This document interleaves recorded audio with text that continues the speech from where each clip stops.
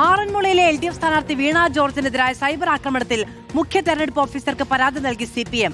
Information technology act പ്രകാരവും ഭാരതീയ ന്യായ സംഹിത പ്രകാരവും കേസെടുക്കണമെന്നാണ് ആവശ്യം. അസഭ്യ comment ഇട്ട വ്യാജ ഫേസ്ബുക്ക് പ്രൊഫൈലുകൾ സഹിതമാണ് പരാതി നൽകിയത്. പ്രവീൺ പുരുഷോത്തമൻ ചേരുകയാണ് കൂടുതൽ വിവരങ്ങളുമായി.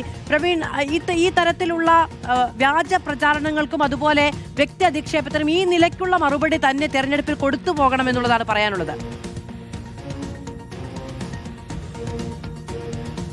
മധു, ആറന്മുളയിലെ LDF സ്ഥാനാർത്ഥി വീണ ജോർജിനെതിരെയാണ് രൂക്ഷമായിട്ടുള്ള സൈബർ ആക്രമണം നടന്നത്.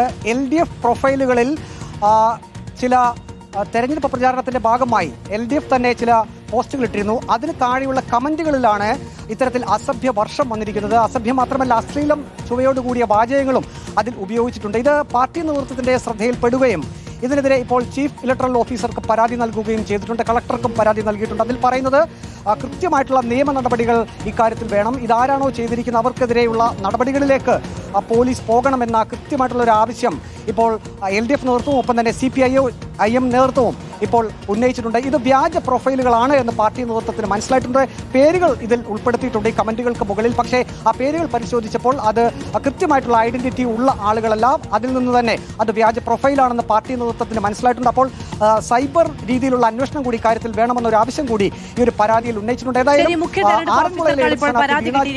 ഇത്തരം പ്രവണതകൾ ആരുടെ ഭാഗത്തു നിന്നാണെങ്കിലും വ്യാജ പ്രൊഫൈലുകളാണ്. നേരും നെറിയും അഡ്രസ്സും മുഖവുമുള്ള മനുഷ്യരെതിരെ ഇറങ്ങി പുറപ്പെടുകയില്ലല്ലോ. പക്ഷെ അത് എന്ത് രാഷ്ട്രീയ ലക്ഷ്യം വെച്ചിട്ടുള്ളതാണെങ്കിലും അത് ആരാണ് എന്നത് പുറത്തു വരണം എന്നത് നമുക്ക് എല്ലാവർക്കും നിർബന്ധമുള്ള കാര്യമാണ്.